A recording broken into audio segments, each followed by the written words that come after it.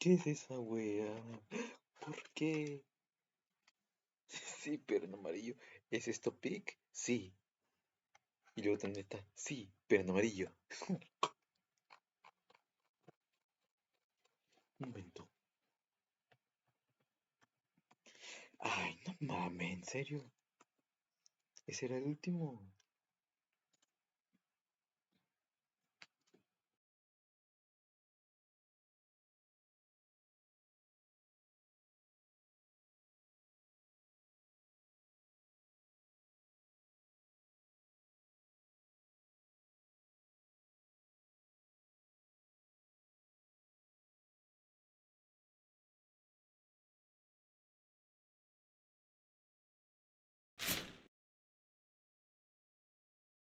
Es que mi cabra, la cabra, mi nébula, cuadrito.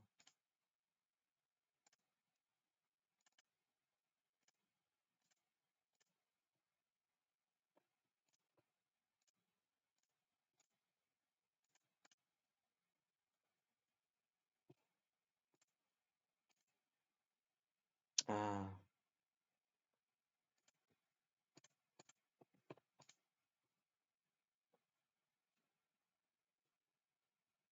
ok. Espera un momento.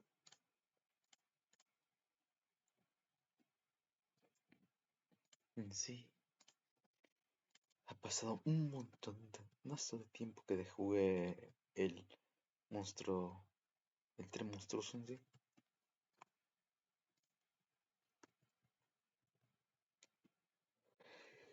Y no sé si la cosa es compatible para jugar más cosas.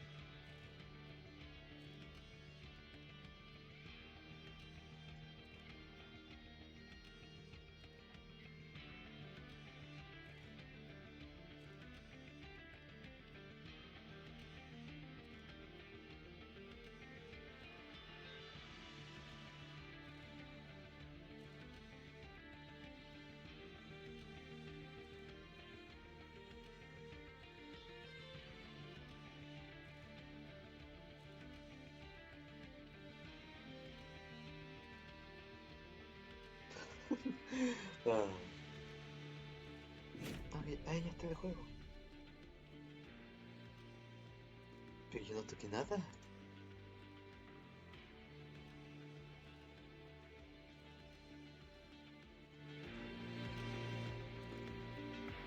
Creo que también tengo que desactivar el sonido de la música. Eso se queda.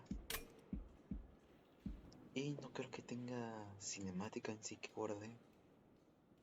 No, no creo. No, no tengo.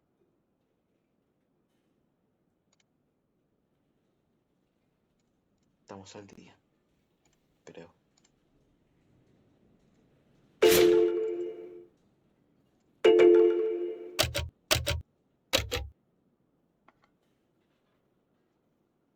Le voy a poner el YouTube cuadrito en un momento.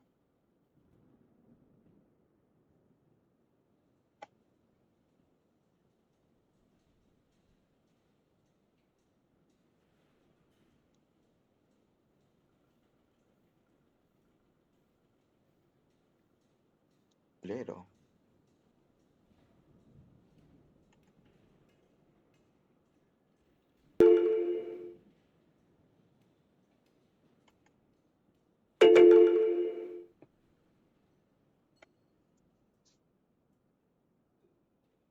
¿qué? ¿Qué?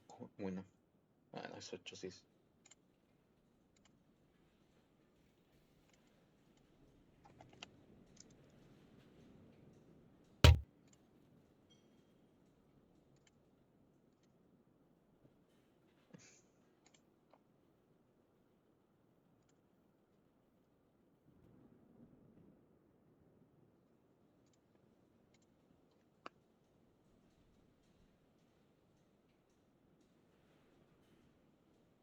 Este culero tiene un sistema que parece castigo divino. Pasó la vida subiendo de nivel, matando monstruos como si fueran moscas en taquería, pero jamás recibió recompensas chidas. Ya solo le faltaba un enemigo para llegar al máximo nivel, y ni emoción sentía, puro coraje. En la mazmorra, cuando aparece una horda, todos los cazadores corren más rápido que cuando gritan ¡migración! Él no. El cabrón se planta, encara a un monstruo y tras una pelea estilo final de Dragon Ball, lo derrota. Esperaba un superpoder tipo Goku fase Dios, pero recibe un boost todo pedorro. Antes de reaccionar, llega un monstruo gigante y lo aplasta como tortilla. De pronto despierta en el pasado, justo antes de ser cazador. Revisa su sistema, todo igual, salvo una nueva habilidad llamada Suerte 99 Plus. Entra a una mazmorra y boom, se topa con slimes plateados, más raros que encontrar cerveza barata en el estadio. Esta vez los revienta fácil y le llueven armas rango S loot tras loot, como si trajera hack activado. Cuando por fin vuelve a casa después de 17 años, solo encuentra a su hermana. Su madre está grave, vende todo, compra poción y la mejora, pero sabe que no basta. La única cura real, un elixir legendario que nadie ha conseguido jamás. Este culero... Ah, pero no. Sí, suena tan genérico, me encanta, dice uno. Nada, su madre. Se ganó mi like.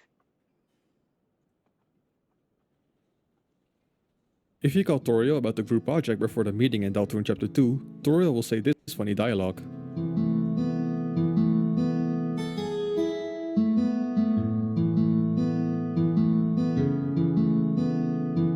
What?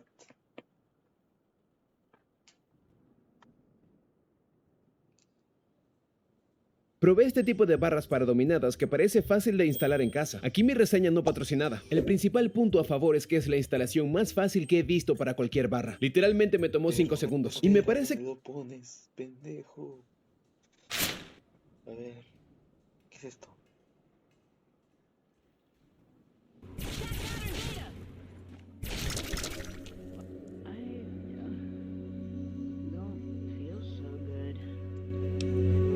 A thief.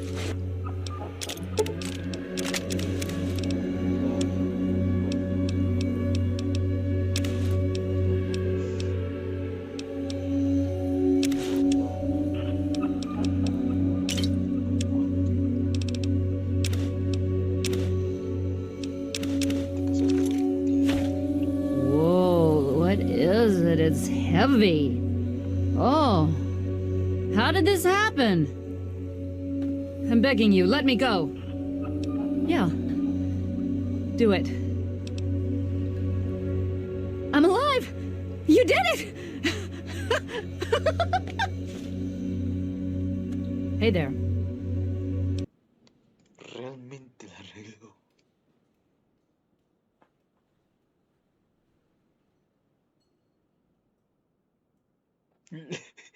Lo pude arreglar. Mi brother en Christ. Lo acabas de lobotomizar. Y eso es cierto, güey.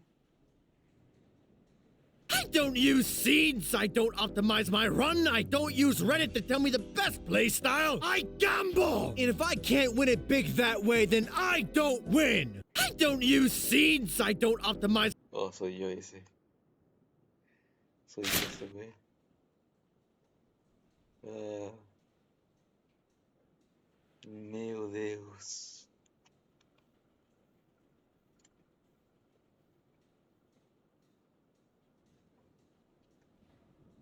Boa.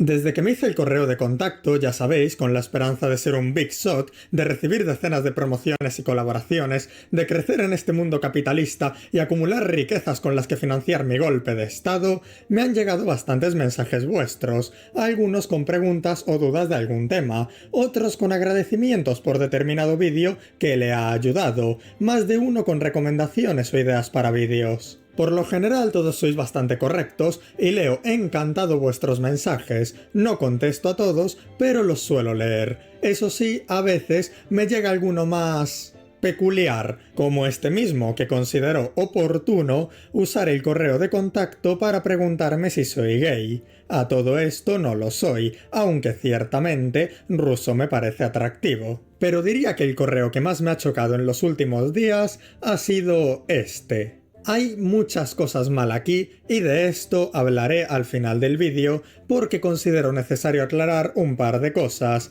pero por lo pronto me voy a centrar en la tesis principal del correo. ¿Por qué juego Minecraft Bedrock? Porque la versión del juego me la pela. En otras palabras, me la resuda. En otras palabras, me ronca los cojones. Y a vosotros también debería daros igual. Desde que hago vídeos más de una vez he recibido comentarios preguntándome acerca de esto, el por qué Bedrock en lugar de Java. La mayoría preguntan como mera curiosidad, aunque sí hay algunos a los que parece afectarles que no jueguen Java, que reaccionan como si eso fuese un ataque directo a su persona, haciendo una montaña de un grano de arena. Esto se debe a que dentro de la comunidad del juego existe una estúpida rivalidad entre ambas versiones, pero es curioso, porque no es un caso aislado en lo que respecta al mundillo del gaming. Este tipo de rivalidades llevan existiendo años y todas ellas siendo igual de ridículas. A mí, que siempre me ha gustado el Team Fortress 2, la primera que se me viene a la cabeza es la que enfrento a la comunidad del TF2 con la del Overwatch,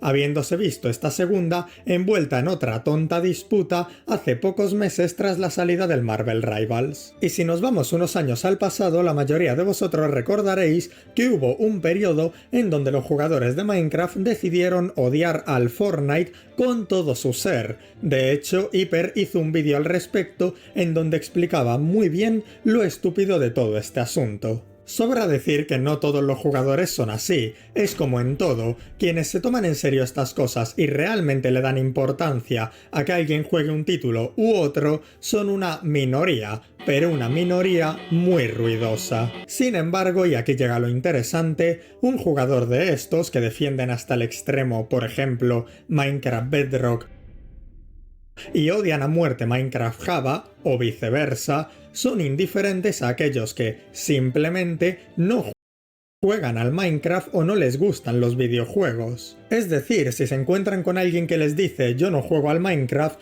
no van a reaccionar negativamente, pero si les dices que juegas Minecraft Bedrock y ellos son de Java, o viceversa, ahí sí se despertará en ellos el odio. En un primer momento uno pensaría que esta clase de odio infantil, en donde atacas a quien no le gusta lo mismo que a ti, se proyecta por definición al diferente, a aquel opuesto a tu persona, pero no, este enfrentamiento nace y se incrementa precisamente por las similitudes. Freud estudió este suceso, aunque para mi sorpresa jamás se le ocurrió ejemplificarlo con Minecraft. Él lo llamaba el narcisismo de las pequeñas diferencias, idea con la que explicaba por qué surgían enfrentamientos entre grupos muy similares entre sí, como los escoceses y los ingleses, o los alemanes del norte y los alemanes del sur. Según esta idea, aunque conscientemente tendemos a rechazar lo diferente, inconscientemente sentimos un mayor rechazo a lo casi igual,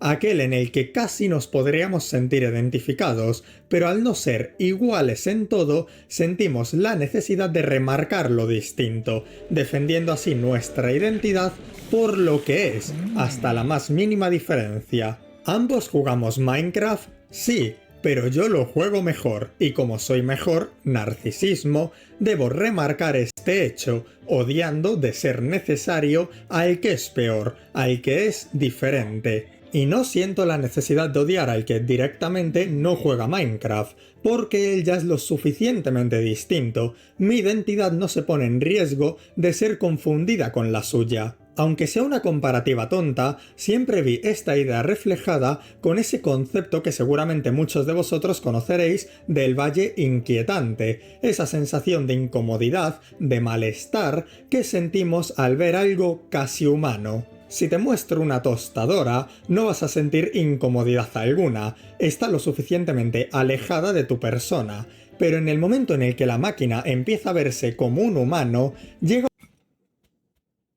incómodo, y no tanto por la diferencia, sino por la similitud, por el ser casi igual. Sé que estos dos temas no están tan relacionados, uno habla de narcisismo, el otro de un sentimiento de malestar, pero aún así creo que pueden complementarse bastante bien, y a propósito diría que esto mismo se aplica al asunto de la inteligencia artificial. Cuanto más avanza la IA y más se parece a nosotros, menos nos gusta y más necesidad tenemos de remarcar las diferencias, de explicar por qué la IA no es humana. Y esa incomodidad proviene no de las diferencias, sino del ser cada vez más parecidos. Es como con la canción de Daisy Bell, que tengo pegada a la cabeza por culpa del último capítulo del asombroso circo digital. A todo esto, quería dedicarle un vídeo a este capítulo, pero he sido literalmente incapaz. Ha tratado tan bien algunos asuntos sobre problemas interpersonales, así como el uso de barreras emocionales como mecanismos de defensa, el aceptar los problemas y errores de uno mismo, el deshumanizar tu entorno para insensibilizarte, el miedo al odio o al abandono, el dolor de que alguien con quien habías conectado a nivel personal de pronto quiera fingir que ni tú ni nada de lo que habéis vivido le ha importado. Ha tratado todo ello de forma excepcional, y tal ha sido la calidad del guión que no podía parar de proyectar mis traumas cuando hablaba de ello, y simplemente me he visto incapaz de dedicarle un vídeo. Ya os comenté hace unos días, en ese vídeo tan peculiar, que no he pasado un buen verano, y aunque ya estoy mejor, carajo, no estoy en condiciones de hacer un vídeo sobre estos asuntos. Y me jode, Dios sabe que me jode, y no debería joderme. Llegados a este punto, todo lo ocurrido debería roncarme los cojones, pero así estoy, tan ridículamente mal que no puedo ni hacer un vídeo sobre unos dibujitos animados. Es absurdo. ¿Por dónde iba? Cuando escuchas la canción de Daisy Bell es reconfortante. Fue la primera canción cantada por una máquina, y a todos les fascina el hecho de que la primera vez que pudimos hacer cantar a lo insensible, escogiésemos una canción de amor.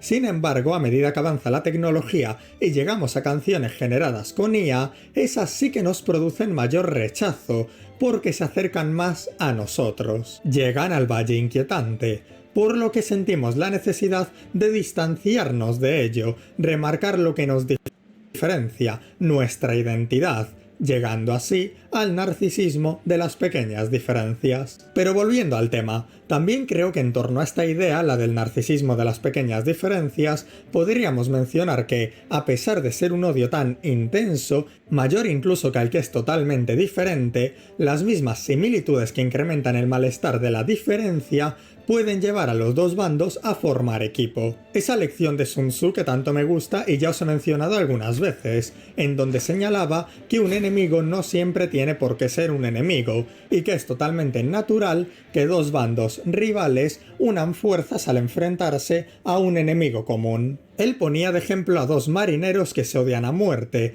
pero que al enfrentarse a una gran ventisca unieron fuerzas para mantener el barco y sobrevivir la travesía. Y sin duda es algo que vemos en este tema del narcisismo de las pequeñas diferencias. Los jugadores de Java y Bedrock discuten, pero cuando tocó odiar a Fortnite dejaron esas diferencias de lado. Pero tal y como decía Sun Tzu, una vez el enemigo común cae, la enemistad vuelve a surgir. Una vez nos alejamos de aquellos con grandes diferencias, a los que odiamos casi por protocolo, podemos volver a centrarnos en las pequeñas diferencias y odiar a aquellos que son casi como nosotros. Hasta aquí el tema del vídeo, pero como dije al principio del vídeo, no quiero irme sin hablar rápidamente de esto, porque no me ha gustado nada y creo que tengo que aclarar una cosa. Durante toda mi vida me ha pasado que, por mi forma de hablar y tono de voz, a la gente le ha costado entender cuando estoy de broma y cuando hablo en serio, lo que es un problema para alguien con un humor tan rancio, inmaduro y bruto como el mío. De hecho, y aunque no lo parezca, cuando me grabar el audio de los vídeos, me esfuerzo mucho en que se note cuando una frase es un chascarrillo. Pero a pesar de mis esfuerzos, creo que algunos de vosotros no siempre los pilláis. Por lo que voy a explicarlo explícitamente. Por mucho que me hagan gracia los chistes machistas y comente con humor y entusiasmo las obras o pensamientos misóginos de varios autores, no es más que una coña, y ni etiqueto a las mujeres con términos tales como destroza hogares, ni me gusta ver a otros hacerlo. Quiero aclarar que quizá me esté equivocando y este chico tan solo esté de broma, y sé que, incluso si no estuviese de broma, no tendría que darle importancia a sus comentarios, pero pasa algo, lo mismo que os mencionaba antes cuando hablaba de por qué no he hecho un vídeo del asombroso circo digital. No estoy en un buen momento, y hay cosas que me afectan más de lo que deberían. Como bien os comenté en este vídeo, hace poco he salido de una relación de casi 3 años, de ahí que este joven me diga lo de «ole tú por aguantar a una mujer por 3 años». Pero pasa una cosa, y es que yo no odio a mi ex. Corté con ella por problemas personales, tanto suyos como míos, de los que no me voy a poner a hablar ahora mismo. Pero que rompiese con ella no significa que la odie, de hecho es una persona a la que he querido mucho y sigo queriendo mucho, y estando en un momento tan malo, ver a alguien insinuar que aguanté a mi ex durante 3 años como si hubiese sido un suplicio para mí, sienta fatal. No tuve que aguantarla, disfrutaba su compañía y la quería un montón. Y a propósito, este tipo de pensamientos o comentarios son el perfecto ejemplo de eso que se dice sobre que el machismo es terriblemente gay. Porque si para ti la compañía de las mujeres es tal suplicio que tienes que aguantarlas, pues, o sea, es tu vida y serán tus cosas, pero me da a entender que eres maricón. Lo que no está mal, si te gusta la verga, disfrútala, pero no proyectes en los demás tu desprecio a las mujeres. Y una vez más, perdón. Seguramente el chico que escribió esto no tenía ninguna malicia, es posible que estuviese de broma, y yo estoy exagerando las cosas por mi malestar actual, pero aún así me ha venido bien el mensaje para aclararlo, porque ya en el vídeo de Schopenhauer y las mujeres me dio la sensación en los comentarios de que unos pocos de vosotros estabais visualizando en mi humor rancio algo más que humor, y no quiero que os confundáis.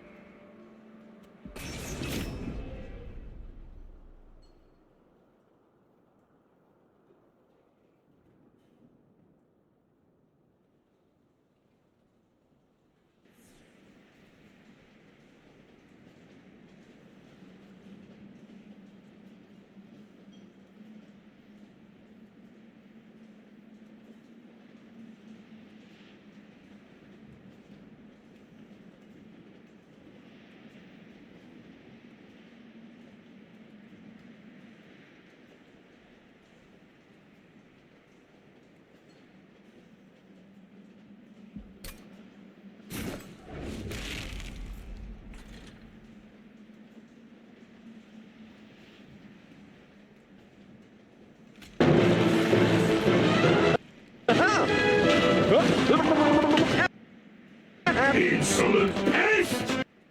Why don't you just die already? Ha! In your dreams, egghead! Long as there's creeps like you around, I'll never die!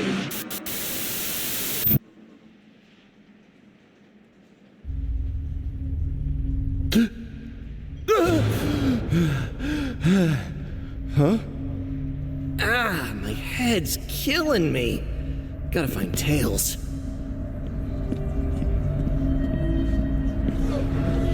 Huh? Hey, have you seen my friend around here? Little fox, two tails. What is this place exactly? Not really sure how I got... All right. Y'all don't decorate much here, do ya? Ever heard of throw pillows?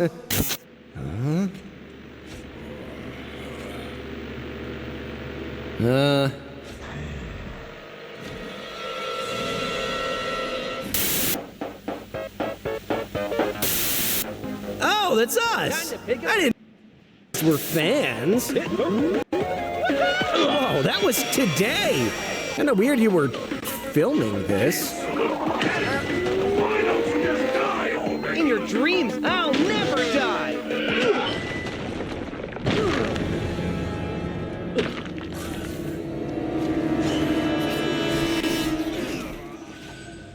What?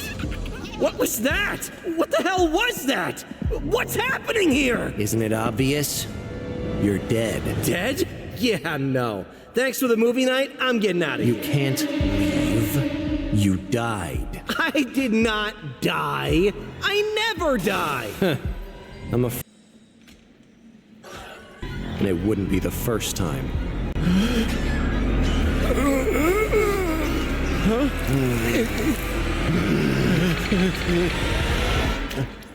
Welcome to your eternity. Our eternity. What is this? You think you're invincible, but I've seen all your deaths. Every spike trap, every bottomless pit, every single drowning. That's what we are. We're your extra lives. All my deaths? What are you talking about? I think I'd remember dying 100 times. For every death-defying stunt you barely pull off, there's been a path where you didn't.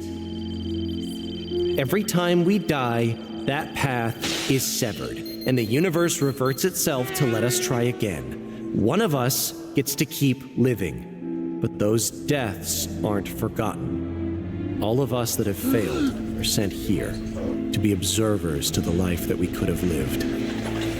I've been watching you since you beefed that skateboard jump you did last week. I choked on an onion ring. Hold on, so I'm just stuck here to watch a me that didn't die? You would be, if you hadn't spent our final chance. With every new death I witnessed, this counter has gone down. We may be your extra lives, but you were our last. No! You're nuts! I don't care how endless this void is. I'm finding a way out. I bet if I run faster than I ever have before, then... You think every single one of us hasn't tried that? So what? You've all just given up? You're gonna sit around here watching TV till the end of time? We're Sonic the Hedgehog! We've dismantled space stations, saved entire planets, fought gods beyond the bounds of reality! Not all of us! Not everyone has been as lucky as you. Then I guess that's what makes me different. Let him tire himself out. We always do.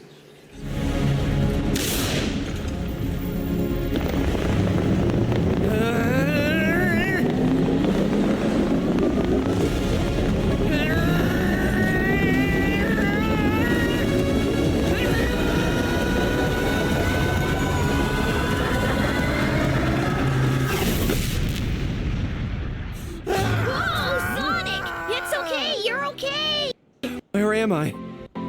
Tails? You really worried me there. Oh my god, what happened?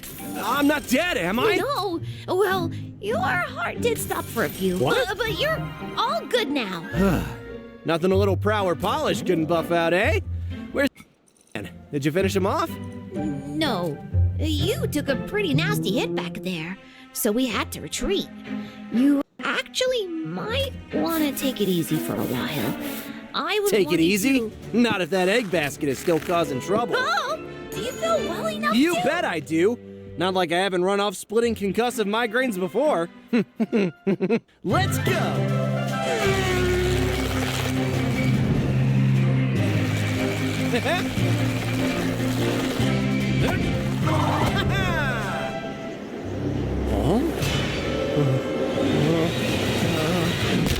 Sonic! You okay? Did you see that? Down there! Spikes? Huh. Are you sure you're all good to go? Yeah, let's keep moving.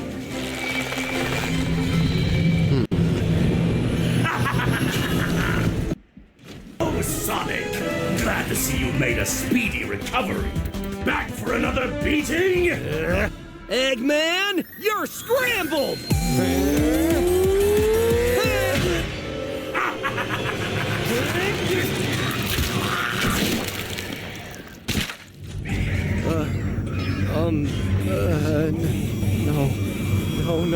No.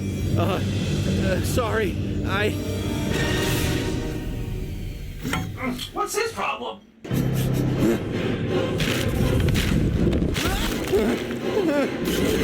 What the freak is going on? Shadow? Looking for a race? No thanks, I'll walk. Hey, Sonic! Up for some training? Maybe some other time. Gotta go. Sonic! I've got a theme park ticket with your name on it! Sonic, wanna go fishing?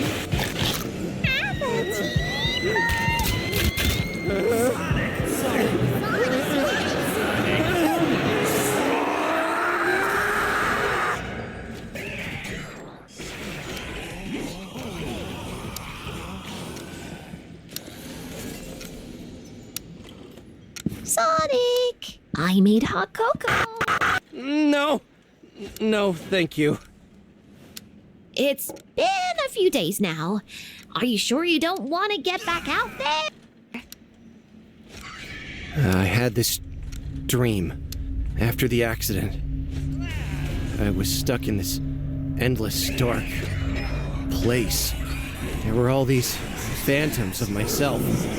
Said they were all the ways I've died. That it's happened hundreds of times. That it had just happened to me. I'd be stuck with them for eternity. When I woke up, though, I kept seeing them. I can't stop seeing them. They're everywhere.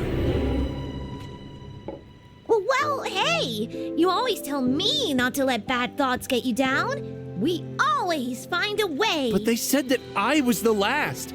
That I'm the last life. After I died, there would be no more do-overs, that you and all my friends would have to go on without me. I can't just let that happen. Everyone counts on me. Well, you aren't doing us any good by sitting here.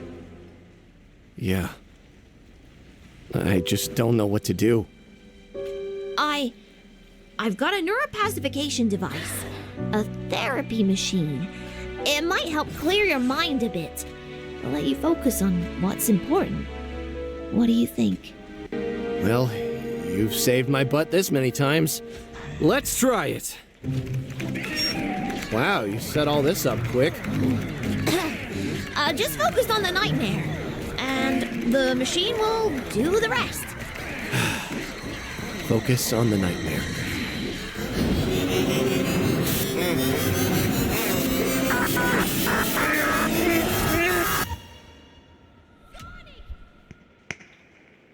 Huh? Oh, hey, bud. How are you feeling? I'm all right. When did we get down here? Am I getting a massage? Can you tell me about your dream again? What dream? Nothing. Wanna go stop Eggman? What? That creep's still at? Come on, let's go break some eggs. I'll catch up.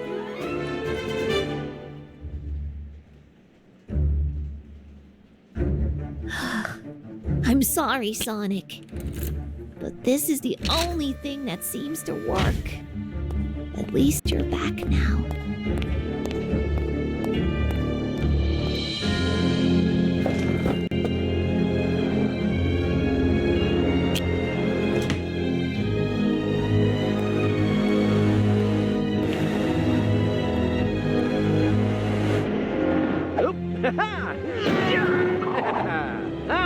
never done.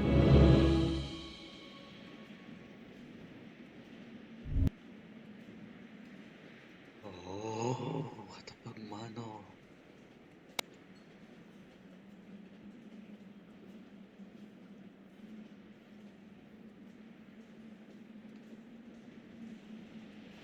It's a Sonic 3 collection.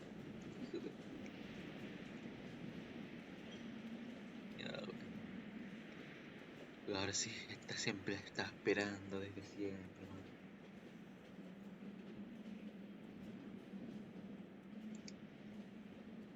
man. No.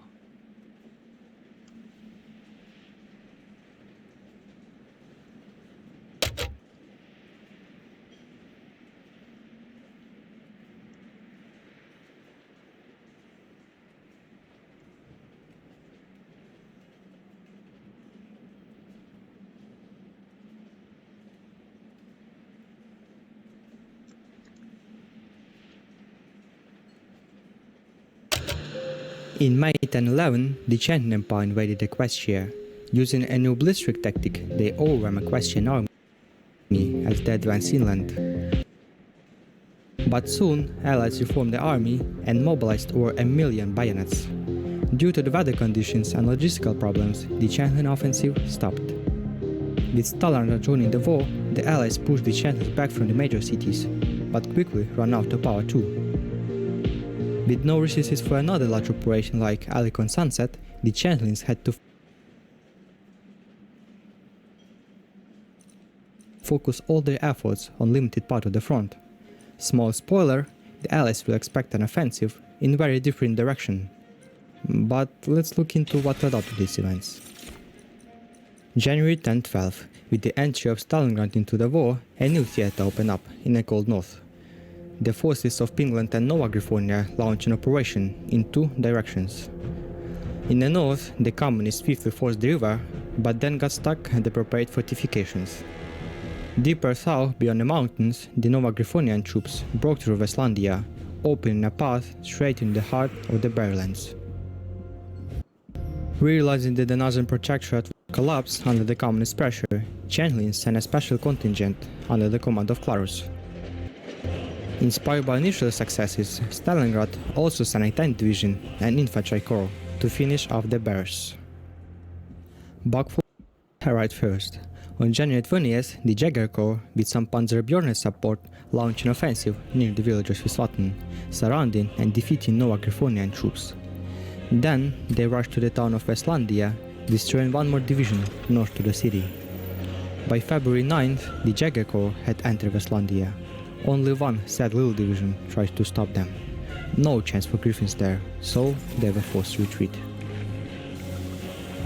Next, Klaus tried to outmaneuver the communists again, throwing them off to the mountains. But, unfortunately for him, Stalingrad 10th Division arrived and immediately launched a surprise offensive, pushing the Chantons back. Seeing that the Reds were on the move, the Kingdom of Yakyakistan entered the war, capturing border towns. The Allies' offensive plan was ambitious, but the polar weather wasn't. Because of supply problems, the communists retreated from the north. Soon, the front line will be frozen, which means we fly back to Equestria.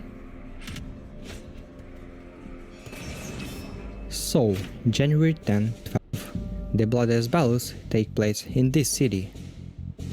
The Chantlins got most of Neapolis, while Equestrians controlled the eastern parts. The city defenders were demoralized. A winter campaign was a failure for the Alliance forces here. But wait, Stalingrad reinforcements arrived, and they broke through actual supplies. Getting a numerical advantage, they launched a united offensive, recapturing one district after another. It became clear that the Chantlins would be knocked out of the city within weeks. But the Chantlins had a plan. They dragged in their big guns, artillery, lots of it. On the very first day, the city became a real torturous for the Allied soldiers. 10,000 of shells fall on their heads every single day. In result, the coalition were stopped at the western parts of Neapolis. Meanwhile, there was another war going on in the deep rear. Small groups of ponies kept destroying the high supply lines. Trains, railways, bridges, anything they could find became a target. This made it harder for the Chantons multiply their troops on the front line, but attacks didn't go unanswered. The Changelings often used fear to control the occupied territories. Public punishments, arrests, and village raids were meant to keep the locals quiet. One such example was the Sweet Mill village. The Bucks burned this village and murdered most of its population for helping the partisans. Unexpectedly, this had the opposite effect. Even more ponies joined in the partisan movements. Turns out, when you burn down someone's home, they don't like you. As we know, winter ended in April. The snow began to melt, turning the roads into a mud, which made it difficult to move vehicles, especially for the Changelings. Equestrian-led forces, seeing an opportunity, launched a series of offensives to drain Changeling resources. First, they tried to shrink this bulge. It didn't shrink. Then, they started an operation between the Ruby Mountains. In the first days, things were going well. The Alliance crushed the Linear Division there. But soon, more troops of Changeling were arriving. In the east, Marine Division recaptured Airfield, and in the north, a Panzer Corps launched a counterattack, encircling division south to Oleander. Realizing the danger, Equestrian forces withdrew back to safer positions in the mountains. Early May, Crystal Empire. Intelligence noticed a lot of Changeling units moving southwards. Seeing the chance, ponies launched an offensive in the north. After a week of intense fighting, they liberated Myanmar, pushing the Changeling further back. It was a good news. Bad news, next week the advance was exhausted. Operation in the north got tired and went on vacation, but Wars does not take holidays, especially if you have 200 crazy commanders. Cold night of May 11. Equestrian raiders launched a bold attack against the High Navy at Francisco. Here, they sank one carrier, damaged another, but soon were pressed against the sea. None of the commanders managed to retreat. Brave, crazy, effective. But all the defense were just the calm before the storm. The Changeling Empire was planning defense and prepared for a summer campaign.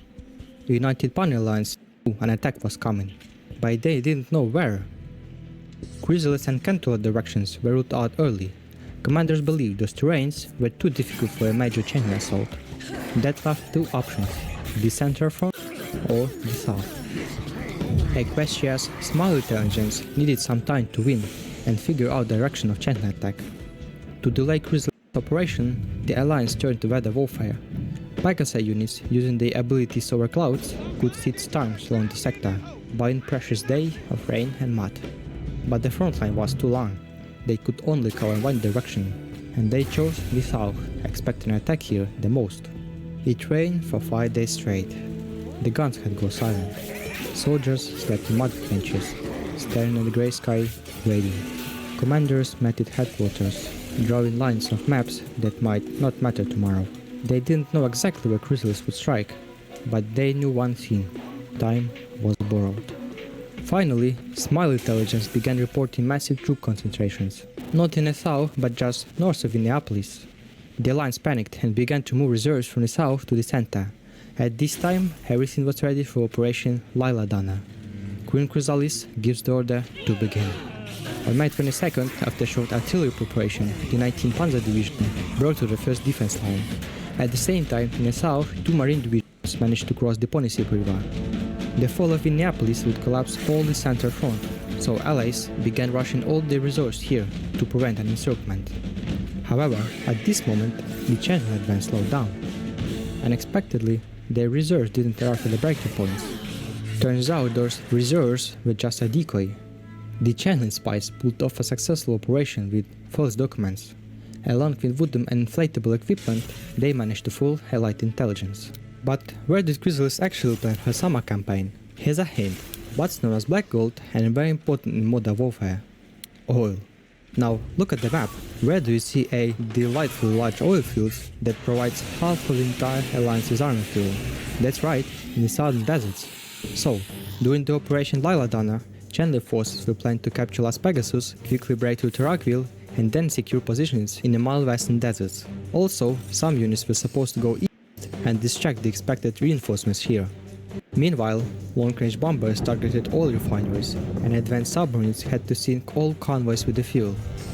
As a result of this blockade, the United Alliance could only depend on their hoof forces. May 30. The ponies made yet another serious mistake. they launched an offensive across the southern front, planning to pull Chen resources away from Minneapolis. Unexpectedly, they encountered tanks that were supposed to be there. Using the opportunity, 3 Panzer corpses shifted to a counterattack. Blitzkrieg has returned. Tanks with close air support broke through the front lines, encircling multiple equestrian divisions. The United Alliance realized that the offensive near Minneapolis was a distraction and quickly began redirecting their reserves to the southern theater. By late June, the 7th Mechanized Corps crossed the river and surrounded Las Pegasus. Further east, the Cheney tanks seized Onshap and Ponderosa. To the north, the 1st Panzer Corps reached Ponytail, where further they encountered reserves. In their way to south, Cheney mechanized units faced 3 Pegasi Corps. This is where they used the ability to control the weather. Southern Equestria isn't famous for its infrastructure, so the Pegasi once again summoned rain along the predicted routes, significantly slowing the enemy's vehicles.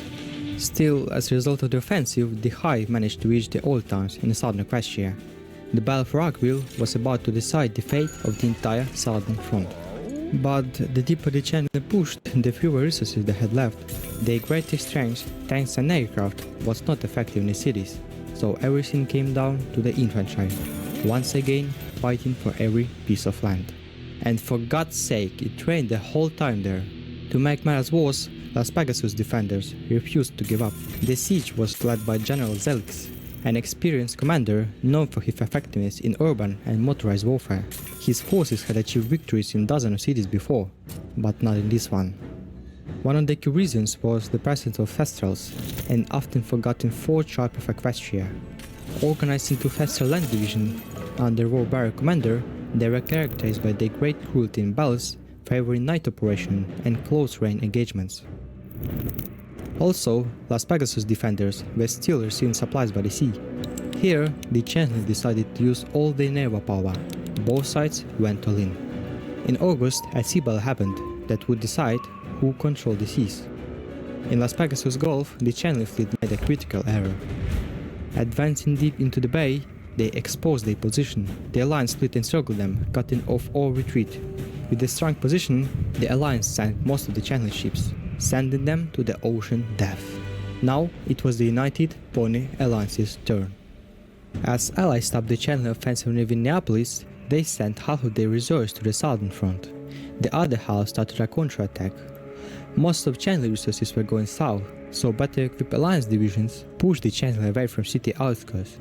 Retaking the Minneapolis itself would be a difficult task, so Allied forces decided to use Chandler tactics by coordinating mechanized troops. Soon, ponies managed to cross the Ponysip River in the north and south. From these hoofholds, mechanized units rushed forward. On August 21st, standard tanks met up equestrian ones in the west of Liverpool. 30,000 of Chandlins, including General Ted Ramby, found themselves surrounding the city. Queen Chrysalis ordered it to halt, starting to supply encircle units by transport planes and preparing an assault to free them. Along with that, the Allies launched Operation Miranda, planning to retake the south. First, Marines carried out 2 sea landings, a main and a distraction one. But the situation went exactly opposite. The main landing hit well-prepared Chandler defense, while distraction one encountered Olinian troops, where the new Marines convinced Deers to switch the side. This landing cut an important railroad, hitting the supply of the entire southern Chandler army. Such a turn of events was not in their plans. It was a total disaster. Next, on August 20th, the United Alliance started a full-scale offensive campaign. In the south, equestrian forces encircled 7 Mechanized Corps in Las Pegasus. Many Chandler soldiers were captured during the chaotic retreat, but most of the 5th Mechanized divisions, including General Zelix himself, managed to break out of encirclement and fell back to mid-resort. There, Chandler established a new defense line. In the east, the first attempts to free Ponytail failed, so the Allies coordinated an attack south of the city, where standard tanks destroyed a lot of Chandler mechanized troops. To avoid losing their entire southern army, the Chandlers urgently began to evacuate, abandoning a lot of heavy equipment and vehicles that were left without the fuel. The whole world was watching these events closely, but there was someone who watched even more closely. Meet the dictator Giulio Piccolini. This Griffin dreamed of building the Carthaginian Empire, but this very little Polish country was very stressful for the Duce. In August, he sent an ultimatum to Equestria, demanding them to retreat from New Maryland. Cancelot made it clear that they were ready to defend the Dominion. But while Duchy was preparing an invasion, the Changeling suffered a series of defeats, so Giulio dared not to risk, shifting his focus to the east. Great success! In addition, the Allies had good news from the center front. Changeling tanks repeatedly attempted to free surrounded troops in Neviniapolis, but the Alliance repelled all the attacks, pushing the enemy further away. As the front line moved west, fewer supply planes managed to reach the city. Fighters and anti-aircraft kept stopping these planes from carrying the mission, so most available supplies were falling in the hooves of the Alliance soldiers. The wind in Neviniapolis got tighter. Soon, the Changeling ran out of ammunition and food. Understanding the hopeless situation, General Tetrombi ordered all her troops to surrender. On September 28, the Neviniapolis went quiet. This was the longest and the bloodiest battle. Both sides lost about 90,000 soldiers in this city. And somewhere, 90,000 families opened letter, read the name, and never smiled the same way again. Changeling casualties remained classified, but in Equestria, the grief was public and heavy. With so much loss behind them, Equestria needed something to hold on to. For example, after the victory at Neviniapolis, Princess Twilight Sparkle suggested celebrating freed cities with special salutes. When Neviniapolis was freed on September 28, they held the first one that day. Fireworks spread across the Equestria. In the hard times of war, they gave Pony hope for quick victory. The battles in the Central Southern fronts became another turning point in this war, and now the initiative was fully with the Alliance, which by this point had prepared an offensive operation involving 3 army groups. Let's start in order. On September 30, year 1012, across the Crystal Front, Allied divisions went into motion. Another group of Changeling armies, in an attempt to disrupt the offensive, entrenched themselves along the Ponisip River and the urban area around Ponytown. A frontal offensive in this region threatened prolonged fighting, but by this time the 212th Infantry Corps from Army Group Neviniapolis had breached the only railroad leading to Ponytown. With no possibilities for counterattack, the Changeling army began retreating through feldspar fields. As the commander of Crystal Army Group Shining Armor had expected, the Changelings were unable to make an organized retreat to the next river, instead throwing themselves into runaway in some areas of the front. Next, the Crystal Army Group faced a choice: concentrate advance along the river to the south, securing the rear, or take a risk and Crystallands. The Allies chose the second option, and they were right. The Changelings did not have time to organize their defense. Avoiding encirclement at the last moment, the Bucks retreated to the preparing Quebec Country defense line, where they finally succeeded in stopping the Allied advance. At the same time, having restored logistics in the Neviniapolis area, the Central Group of armies, under the command of Sunset Shimmer, began its offensive. The first breakthrough was for the troops of the 3rd Pegasus divisions to penetrate into Crystalville from the southern forests. This town was a key supply point for the Changelings in the central part of the front. The 3rd Panzer Corps launched an immediate counterattack on the town, but Stalingrad infantry came to defend the rescue in time. The stretched supply lines had a serious negative impact on Changeling combat capacity in this section. Even worse, because of defeats on the north, the Changeling had to retreat to Chikoltko and Hedgeworth. Having captured key airfields in the region, the Allies continued their assault with extensive air support. The Changelings forced to deploy additional troops from the south to save the center. Nevertheless, the Allies chose the controlled direction as their main objective, where the largest troop formation was deployed. A Cancelot army group under the command of Stellar Glimmer faced the best units of Changelings and rough terrain, but Allies were able to compensate for this with a triple numerical superiority and an offensive on the center part of the front, which soon forced the Changelings 5th and 4th armies to withdraw from their positions. While retreating, they received an order to completely destroy the areas they left. Nothing should remain. No unpoisoned springs, no unbroken railroads, no living creatures. By late November, the Changelings organized a strong defense in the Honeycomb Grove area, but by this time, the Allies were able to break through the defenses south of Chikoltko and liberate the Hedgewoods. Realizing that their troops were insufficient to hold back the Alliance's new offensive, the Changelings began retreating to a defense line they were actively preparing. By December, the Alliance hit the channeling line of defense, a monster called the Dreamer Wall. Named after Vice Marshal, it stretched for over 2,000 kilometers, with deep trenches, concrete bunkers, overlapping artillery, and thick minefields. Here, the channeling planned to inflict such heavy losses that public pressure would force the Allies to seek peace. With each passing day, channeling defense grew stronger, so the Allies urgently began preparations to break the Dreamer Wall. In order to divert more forces from the main front, the United Pony Alliance turned its attention to the polar north. Deploying significant forces here, mainly from Yakyatistan and Nova California, they launched a prolonged 2-month offensive, which ultimately forced the Chinese to retreat to more favorable positions and deploy additional forces in that direction. Soon, the Allies finished preparations for Conquer advance, the main thrust of which was to be a large-scale airborne operation behind enemy lines along the entire front. The Allies expected that the Chinese would simply not have enough troops to put out fires on all fronts, which would immediately lead to complete collapse of the front. In early December, the operation began, but everything went wrong. Due to the rushed preparations, the Pegasi were told their task just before the mission. Also, because of heavy anti-aircraft fire and unclear terrain, the transport planes dropped Pegasi very badly. The lucky one fell on their own troops, the other landed right on enemy infantry positions. In the south, about 2,000 landed where they supposed to, capturing hoofholds north to Shire. Right away, Raiders attacked Chandler rear, where they met with Pinkie Pie's infantry in the city of Shire. Of course, Chandler forces did not let that slide. They moved new Tigers and Panzer tanks here, repainting them to look like light vehicles and used their trick of transformation. Also, they had another factor on their side, heavy snowfall, which prevented Alliance aircraft from carrying out missions. Although the last expected attack in the south, the first day of Chandler offensive caused total chaos in this sector. On December 21st, they surrounded Shire, where Pinkie Pie's army was stationed. The next day, they sent an ultimatum demanding her troops to surrender, where Pinkamena gave a famous refusal. The first attempts to break the siege were unsuccessful. The new Tigers were repelling all Equestrian attacks. But eventually, the weather improved, and over the next 3 days, the Equestrian Typhoon planes began to launch heavy airstrikes against the Chinese forces. The Allies soon re-established connection with the Shire, protecting important bridgehead in the Dreamer War.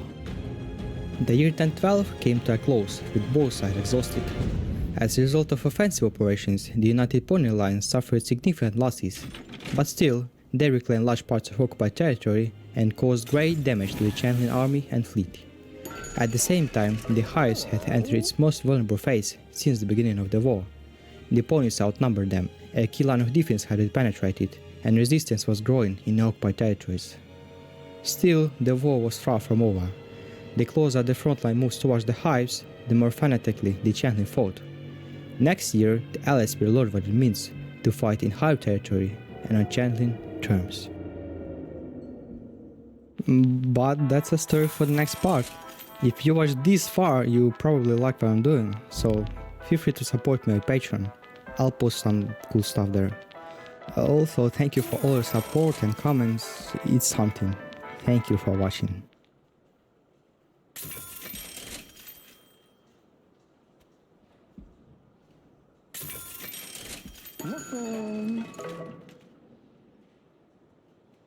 Cómo me gustan los caballitos de colores, güey.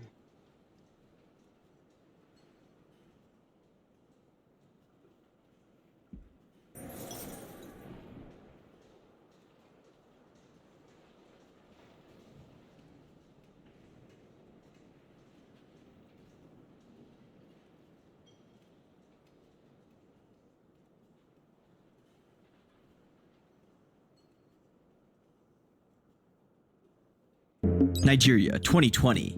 The Special Anti-Robbery Squad, or SARS for short, is one of the deadliest government organizations in the modern world. Feared across the entire country, this task force is notorious for countless unlawful killings, abductions, and even atrocities so severe, words can hardly do them justice. Having paid off several politicians and judges to look the other way, SARS dominates most of the country and continuously exploits people to live like gods. However, a group of hackers from 4chan named Anonymous fight back in an attempt to rescue the Nigerian people. They hack government websites, hold protests around the globe, commit fraud, and even get Kanye West involved. This is the story of how 4chan came head to head with an entire African country. This is 4chan vs. Nigeria.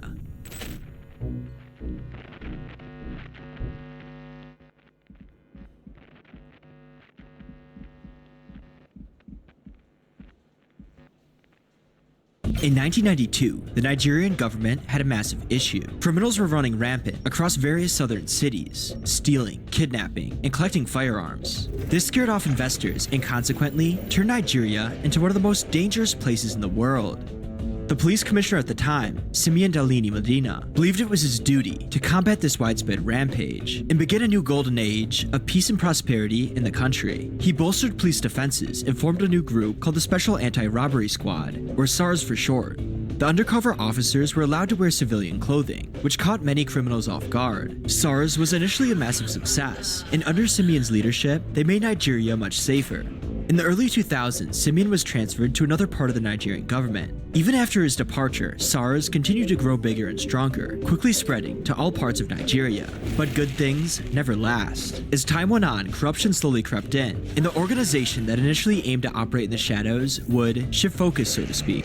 First, they blocked and searched vehicles on the road, but instead of searching for criminals, the stops became opportunities to collect bribes from drivers. Those who refused to cooperate were met with roughness, and in some cases, they were never seen again. One time, a bus driver was coldly shot for refusing to pay a bribe. As SARS expanded, it became increasingly involved in the everyday lives of Nigerians across the country. The group that was once put in place to defend its citizens was now slowly turning against them, yet they still insisted that they were for the people.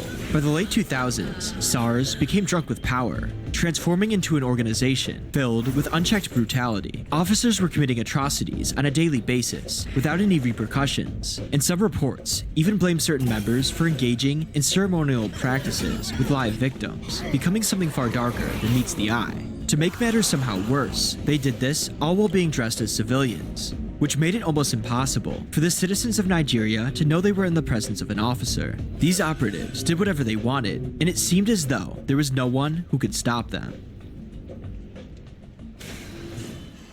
To the Nigerian people, it was clear that SARS had become a monster, and they couldn't just stand idle. So they took to social media in an attempt to bring awareness to the world of viciousness that they were dealing with every day.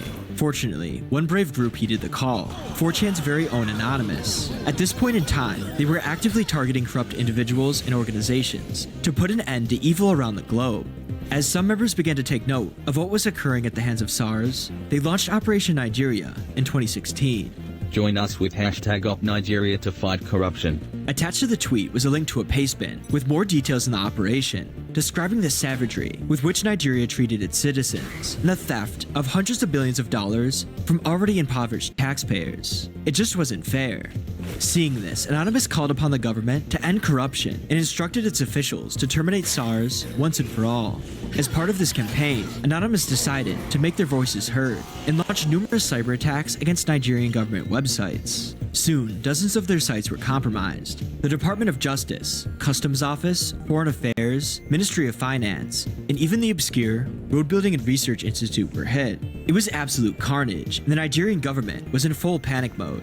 However, things only got worse for them. Anonymous was able to hack into their national database websites. And not only did they steal information, they also littered the site with banners to show the Nigerian people that they weren't alone. They then dumped files straight from the government databases for all to see, revealing even more widespread corruption within the state. But Operation Nigeria was only a part of the much larger Operation Corruption. And even though Anonymous would hack into their websites literally when they got bored, after a few months, it would simply die out. Many members of Anonymous would move on to other trending events, and it seemed as if Operation Nigeria had gone completely inactive. The Nigerian government slowly began to recover from the embarrassment that Anonymous had caused, and behind the scenes, they worked tirelessly to bolster their cyber defenses. At this point, they were confident that they had won the war and successfully fought off Anonymous, at least for now. But even after the cyber attacks, little changed.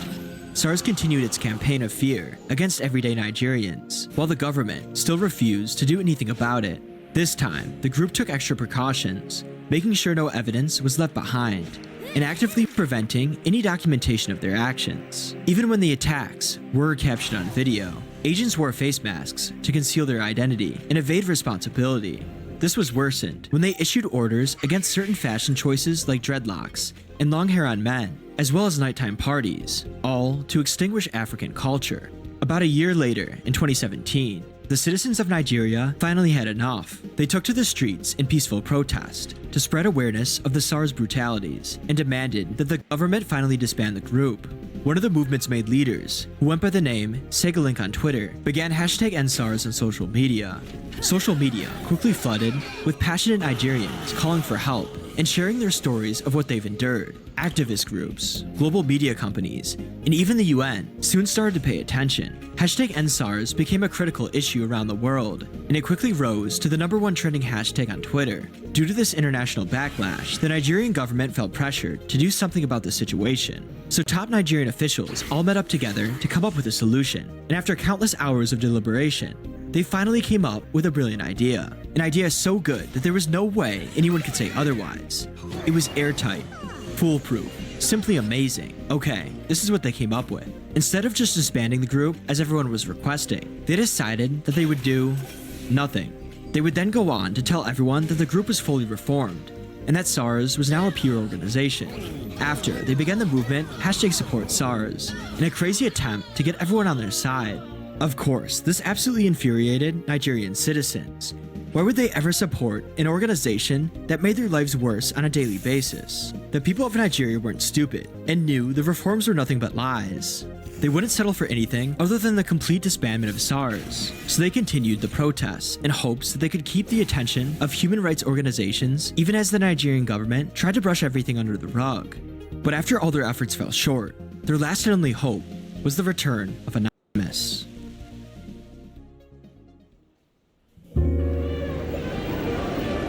In some countries, sending the wrong email can get someone followed, silenced, or worse.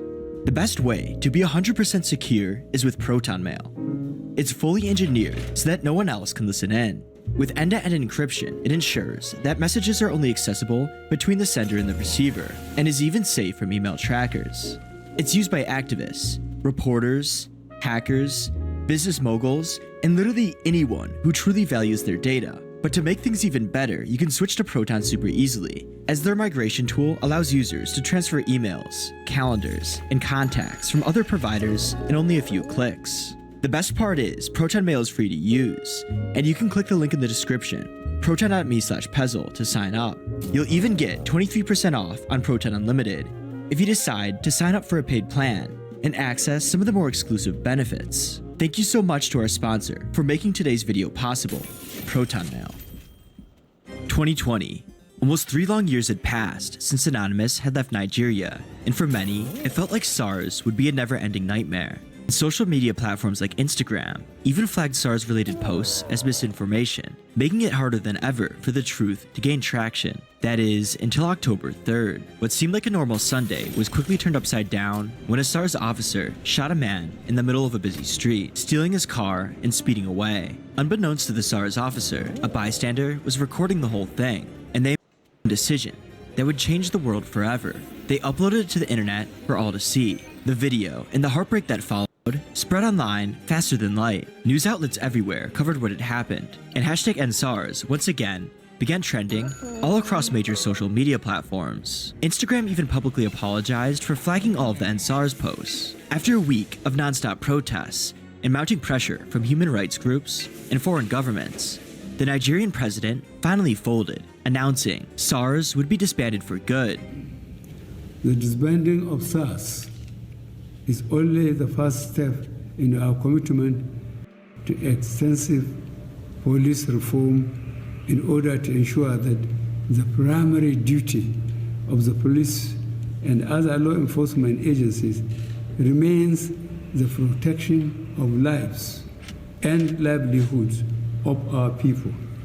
With this, many people around the world believed the reign of SARS was finally over, and a new age of peace in Nigeria would begin to bloom. But the government had made this promise before, and every time, nothing changed. However, the Nigerian government had a hidden trick up its sleeve. Even though SARS was officially disbanded, it wasn't really gone. They just gave it a fresh coat of paint, introducing Special Weapons and Tactics, or SWAT for short. This new organization would literally have SARS officers, just new uniforms and a new name. It wasn't just a reform, it was a rebrand. With all eyes watching, Nigerian citizens continued to launch massive peaceful protests across the country. But SARS responded with force, deploying water cannons, tear gas, and in some reported cases, even live rounds. More lives were lost during the protests, and among them, a member of 4chan's Anonymous. The news ignited outrage within the hacker collective, and watching from the sidelines was no longer an option. Soon after, the group posted a message, publicly declaring their intent to take action against the Nigerian government in a renewed push to end police brutality, this time for good. Quickly, Anonymous decided to fire some warning shots and leaked a police database, which contained around 1,442 names and addresses of SARS officers who for years had harassed, stolen from, and attacked innocent civilians. Now exposed, some panicked and fled the country, though many still held strong in the wake of what was to come. But that was only the beginning. Influencers, celebrities, and even international figures got involved and began to comment on the situation. Even Twitter's then CEO, Jack Dorsey, played a big role in raising awareness. Needless to say, the people of Nigeria were beyond delighted. Anonymous decided to add fuel to the fire and hack the Nigerian government's main Twitter account. The Nigerian government was absolutely furious, so they launched Operation Crocodile Smile 6,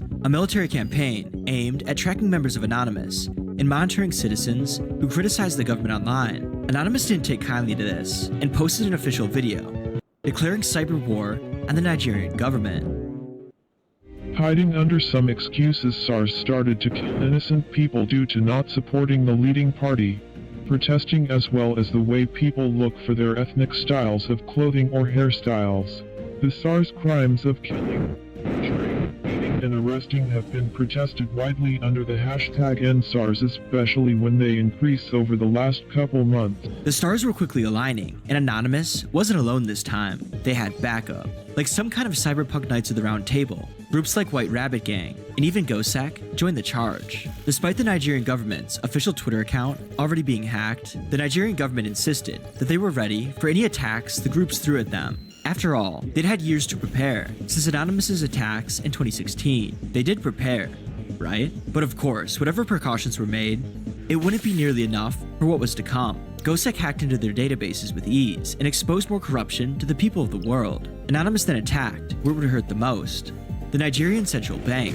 Within hours, they were able to take their website fully offline. Nigerian bank executives were in an all-out panic as they began to lose billions of dollars while the bank was inoperational. Despite this, they refused to admit that it had been taken down and straight up lied to the customers, claiming that it wasn't even hacked. They even went so far as to put up an offline version of the site in an attempt to hide the fact that there was absolutely nothing they could do to combat Anonymous. Enter White Rabbit Gang, who leaked 3,500 of the bank's private employee emails to the public.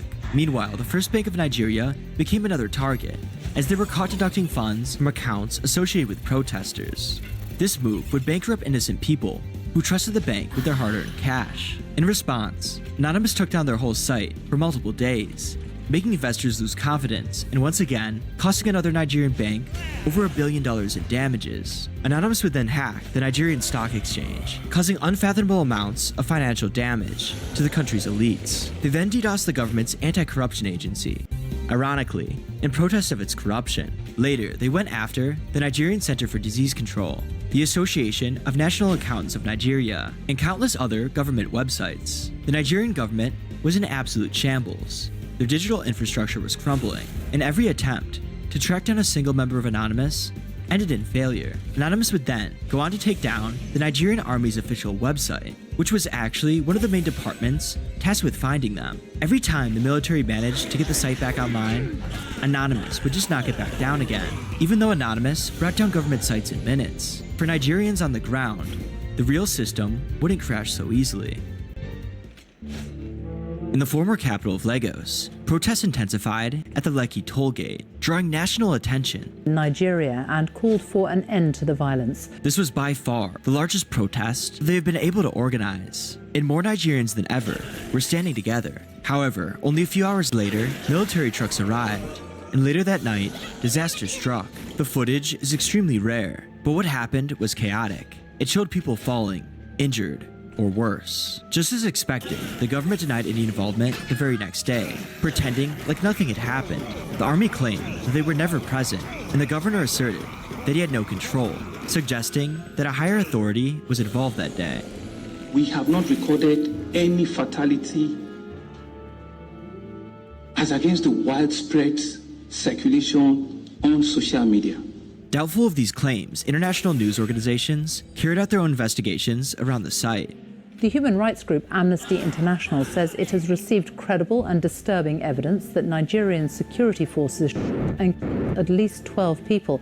After CNN conducted a thorough research, they found bullet casings from Serbia on the ground. Obtained documents would later reveal that the Nigerian government had been buying Serbian weapons between 2005 and 2016. Current and former Nigerian military sources confirmed that these bullet casings were the same ones used in the army. Two experts also confirmed that the shape of the bullet casing indicates they did in fact use live rounds. Behind the scenes, the Nigerian government acted swiftly to take control of the situation and went on to block social media across the nation. They enforced curfews, went on a mass arresting spree of protesters, and issued 90-day freezes on bank accounts. Many eyewitnesses were forced to flee the country, while some were offered money to take initial testimonies. A journalist who covered the protests was arrested and detained for 5 days before being freed on bail. As a result, it became extremely dangerous to protest, and many people just gave up. Other major events swept international news by storm, and it seemed like the world had stopped paying attention to Nigeria and had moved on to the next trend. Even though Anonymous would continue to hack into the Nigerian government's infrastructure and leak critical databases, it got to the point where they had already hacked virtually every single one of their digital assets, so there wasn't really much more they could do. Because of this, Anonymous would also begin to focus its efforts elsewhere. In the aftermath, the Nigerian state set up judicial panels to investigate SARS and SWAT. Some people were compensated for what had happened, but a large portion of the population was sadly ignored. To this day, international human rights organizations are still calling for justice. Even though SARS might have officially disbanded years ago, as long as SWAT still remains, the people of Nigeria will not be able to rest.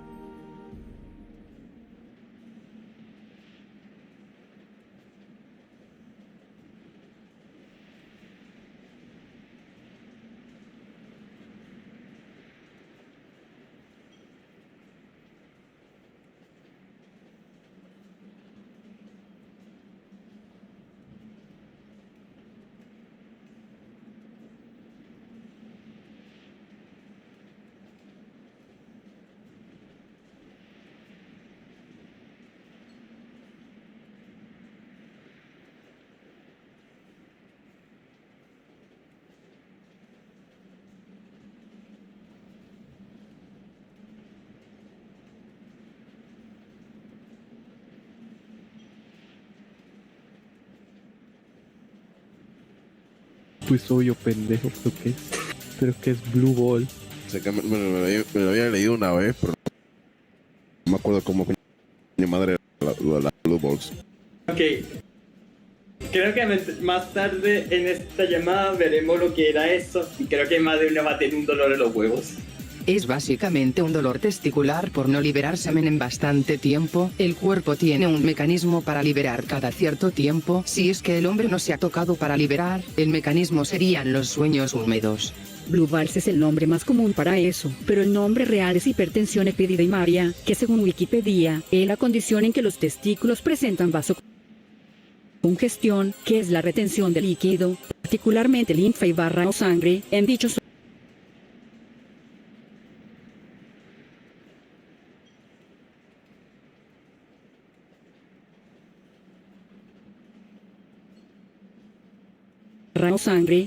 órganos, que a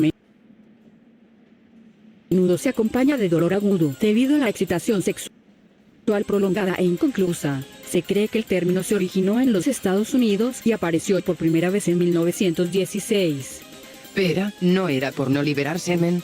Es más por tener una erección y no satisfacerla, empezar a doler, y eso es a lo que se le llamaría, más o menos, sigo leyendo. Veamos. La causa exacta de esta sensación no está completamente comprendida, pero se cree que está relacionada con la liberación de hormonas como la dopamina y la oxitocina durante la excitación sexual del hombre, que pueden aumentar el flujo sanguíneo en los testículos. Pueden aparecer otros efectos secundarios, que pueden variar desde un pequeño dolor de cabeza, que generalmente desaparece en pocos minutos, a dolores más intensos en otras partes del cuerpo.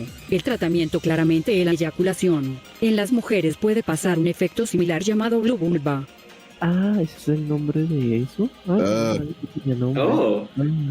Bueno, más que por no liberar semen, entonces es más un dolor por haber tenido un estado de excitación que al final no pudo satisfacerse. Tiene más sentido que lo que dije ciertamente. Y sí, en este mundo difícilmente te dejarán así, siendo que las chicas monstruos no creo que dejarán inconclusa su alimentación de placer. Blue Ball. No, que siento no November. Puta madre. Yo pensé que Blue Ball Básicamente. Yo pensé que Blue Ball era como Blue Waffle. ¿Está como qué? ¡No! No. No. ¡Oh, Navi, qué asco! ¡Oh my god, bolitas tristes! Tipo, no muerto, familia, zombie, especie, Jiangxi, hábitat, cementerios en el continente de la niebla, disposición, feroz, carácter fuerte, dieta, la esencia de los hombres, forma de obtener hombres, uso de fuerza sobrehumana. Se conoce como Jiangxi en cantonés, Hengxi, mandarín, Jin-sh, en japonés Kyonshi, literalmente cadáver rígido, conocidos en occidente como vampiros o zombies chinos, a los cadáveres vueltos a la vida en la mitología china. Las referencias más antiguas a estas criaturas datan del siglo XII. Los Jiangxi son por lo general personas que han muerto violentamente, o de manera no natural, o bien cuya alma no ha encontrado reposo en el momento de su fallecimiento. Sus cuerpos no se han descompuesto, y su pelo y uñas siguen creciendo como si siguieran vivos. Su piel es muy pálida porque no soportan el contacto con el sol, de manera que suelen aparecer en horario nocturno, lo que les viene mejor. Generalmente su apariencia varía desde un cuerpo normal hasta un espantoso cadáver podrido. Una de las características peculiares es su piel entre verde y blanca. Una de las teorías afirma que esto deriva de un hongo que crece en los cadáveres. Tienen cabello largo y blanco. La influencia de las historias de vampiros occidentales llevó a que el mito chino incorporara el aspecto del chupado de sangre. Sus extremidades son rígidas, de manera que solo pueden avanzar dando pequeños saltos y con los brazos extendidos.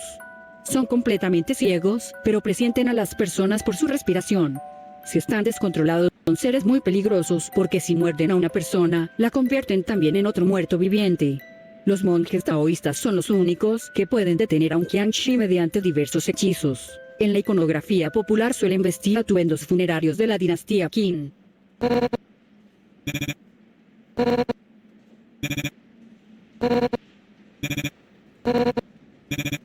Oh, yo reconozco estas bichas. Una de ellas está en Darkstalker. Epa, ya hablando algo de serie. Marico, ¿alguien de aquí conoce Darkstalkers? ¿Te refieres a Vampire Hunter? Exacto, Vampire Hunters. Sí, lo conozco. ¿Qué persona que es todo el internet no conoce a la tipa con las alas de murciélago y el leotardo rosado? ¿Quién no la conoce? Morrigan, para mí, es algo básica, hermano, pero es buena. Pues sí, es básica, como el show de televisión que le sacaron en los 90. Marico, ese show es tan malo que es bueno. Morrigan Good, hermano, pero, verga, ¿cómo era que se llamaba la bicha esta de Hun Shao o algo así, huevón? Aquí reí de postproducción, busqué cuál era ese personaje, y es la llamada Sienko, o leí, y ha aparecido en cameos en varios juegos, como ejemplo Street Fighter. Hablando de Jiangxis famosos, también recuerdo a Yoshika Miyako, personaje de Todo, el cual vi bastante este año, más que todo por las canciones Necromantic, su tema en el juego Todo, Rigid Paradise, la canción con un estilo de folk irlandés llamada Adieu, Toddy's Lively Graveyard y el viejo MV de Desiriosis, video de hace 12 años, vaya tiempos. Si conocen otros Jiangxis famosos o conocidos en internet, déjenos en los comentarios. Pero bueno, sigamos el video. Vergación, ni siquiera en este puto... Bueno, continuemos. Que si no me distraigo, que si yo cuento más de esta mierda me vuelvo noche. Por Un día el 8. Mira, por tu bendita madre, corre. No, okay, Continúalo. Empieza tú, por favor. A ver, un tipo de no muerto exclusivo. Un tipo de no muerto exclusivo del continente de la niebla. Cuando el peculiar manama mono que envuelve el continente de la niebla llega a habitar dentro de un cadáver, este se alza como un jiangxi. Para ser un no muerto, su cuerpo está en muy buenas condiciones. No hay descomposición, son resistentes y presumen de una fuerza sobrehumana. Incluso hay algunos que destacan en las artes marciales. Sin embargo, debido al rigor mortis, su cuerpo se ha vuelto rígido y normalmente se mueven estirando los brazos y las piernas y saltando. Su inteligencia es tan alta que incluso hay algunos individuos que pueden usar la magia, y a diferencia de los zombies, su comportamiento no parece estar guiado por impulsos. Aunque en la condición de inanición se vuelven así, siendo extremadamente feroces y asaltando agresivamente a los hombres humanos, usando su fuerza sobrehumana para inmovilizar a sus víctimas y profanarlas. Además, sus uñas tienen una toxina que puede inducir un estado temporal de muerte aparente en las mujeres humanas y hacer que se transformen en jiangxi. Sí, hermano, estas son como las zombies literalmente, porque sinceramente como que si ven a una mujer, la van a estunear y la van a convertir en una de ellas. Pero si ven a un hombre, lo van a estunear para chuparle la verga. Sí, de hecho, es muy curioso porque especialmente los Jiangxi son de los pocos dentro de su propia mitología donde describen que realmente infectan a otros y se propagan. Es muy interesante, la verdad. Y de hecho, los talismanes que tienen en la frente son para evitar aquello, curiosamente. Eso, y también para hacer ciertas órdenes a los zombies como tal, para hacer ciertas acciones como ve a matar a alguien, recupera algo o ve a este cierto lugar. Es más que todo más enfocado a la mitología asiática, pero en especial a la china, donde son originales, si no me equivoco. Sí, es verdad. Y de hecho de ahí viene el atuendo con el que se les suele identificar. Ese atuendo chino es un atuendo de la dinastía Qing. ¿Verdad? De hecho, es muy interesante porque al fin de cuentas son cosas como más que todo cadáveres de gente antigua y no simplemente de cualquier random, son más que todo de gente de nobleza la mayoría del tiempo. Así que sí, señores, si se ven una bicha de esas, se están cogiendo una miembro de la realeza china. Sí, cosa que es curiosa, ya que más que todo se les suele asociar con la gente pobre que tenía que básicamente pagarle a los sacerdotes para que transportaran los cuerpos de noche. Así que es muy curioso cómo va evolucionando a ser casi todos miembros de realeza o de estatus, cuando originalmente eran procesos dados hacia familias pobres. Sí, es bastante curioso cómo va, y irónicamente muchas cosas de los ricos se vuelven pobres y de los pobres se vuelven. Pero bueno, continuando con la descripción de esta monster es... Su cuerpo rígido se afloja a medida que obtienen placer y la esencia humana de los hombres. Cuando se sientan ahorcajadas sobre un hombre y empiezan a mover las caderas, al principio, como su cuerpo está completamente rígido, lo único que pueden hacer es rebotar arriba y abajo, haciéndolo con indiferencia. Pero una vez que su cuerpo se calienta por el placer y están bañadas en esencia, gradualmente pasan a mover sus caderas de forma más seductora y lasciva. A medida que su cuerpo se afloja, el miembro del hombre que la usa se endurece aún más, y sus paredes vaginales, suavemente relajadas, ordeñan su semen con flexibilidad. Señoras y señores, tenemos nuevamente una vagina táctica. Joder, vagina táctica.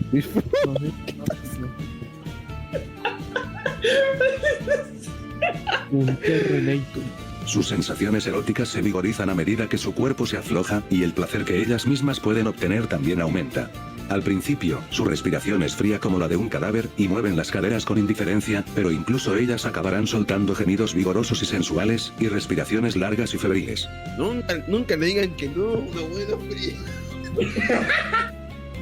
Porque tú no sabes si esa fría se vuelve caliente. Por Dios, por eso es que ninguno de ustedes dos están permitidos en los cementerios.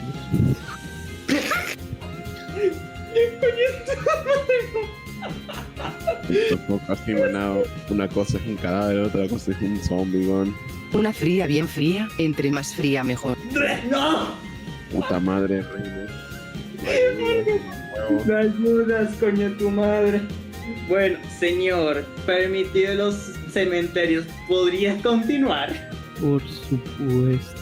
A ver, El semen se vierte en su interior una y otra vez durante las relaciones sexuales y su cuerpo se afloja, pero al cabo de un rato su cuerpo empezará a ponerse rígido de nuevo. Por eso, se recomienda a los que se convierten en sus maridos que mantengan el calor y la suavidad de su cuerpo tanto como sea posible, no solo manteniendo relaciones sexuales, sino también en la vida diaria, metiendo periódicamente la mano dentro de su ropa y frotando sus pechos y trasero.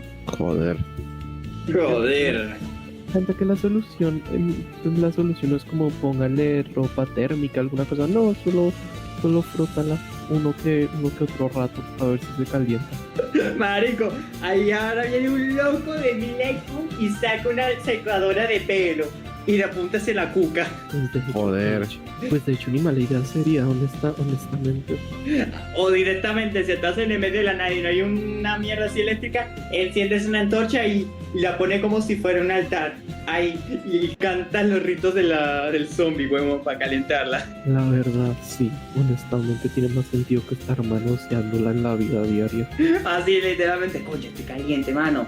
Y la zombie, verga, ¿verdad? Que tengo que prenderla. Ahí la está moviendo ahí para darle calor, huevón. Luego procedes a decir, mamacita, mamajusta, mamacita. Maldita sea.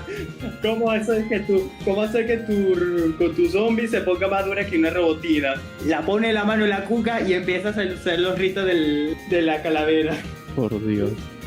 Continúo. Además, no solo se endurece el cuerpo, sino también los pensamientos. Si se les niega el placer y la energía durante un largo periodo de tiempo, su mirada se fijará en la región inferior de su marido, su mente se preocupará con pensamientos de tener relaciones sexuales con él, y terminará siendo profanado como cuando se conocieron. El talismán que llevan pegado a la frente se denomina talismán de evocación de espíritus y, al pegarlo a un cadáver, es posible ligar el espíritu a un cadáver o invocarlo. Además, al atraer al mismo tiempo el maná mamono del entorno, tiene el poder de provocar la transformación de un cadáver en un jiangxi. Los aspectos de vinculación y evocación no tienen mucho efecto en los que ya han revivido, y no hay nada malo en quitar el talismán, pero modificar algunos de los caracteres escritos en él puede tener varios efectos en el jiangxi al que está fijado.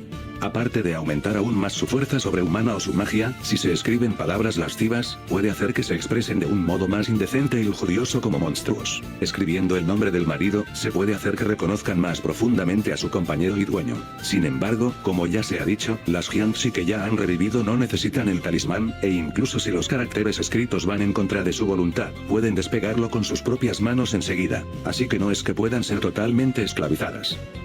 A la mierda, cabrones, estas mierdas tienen voluntad propia. Si ya fueron resucitados una vez.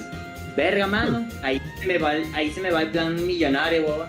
Ya no puedo conseguir varias de estas vainas y poner como prostitutas, mano. No, eso es pensar muy bajo, Fermo. Mira, te consigues una. Le pones en el talismán ser contadora o alguna pendejada que te hace millonario. No, hear me out. Vain streamer de Twitch y creadora de OnlyFans. Ahí sí gana la plata. Pues sí. Ok, ahora vamos a dar las opiniones, weón. ¿Qué opinan? Buenos entones.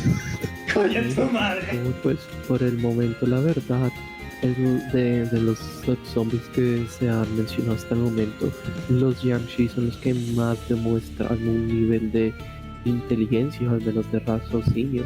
No obstante, son los primeros que yo siento que se puede ver el efecto del rigor mortis en el cadáver, la verdad, si no tienen una fuente de calor o de movimiento constante. Yep. Ahora, tocando eso, hermano, en vez de agarrarse una y colocarle un talismán que funcionara sí o sí, ¿qué escribirían en él? No querría saberlo. Eres un desgraciado.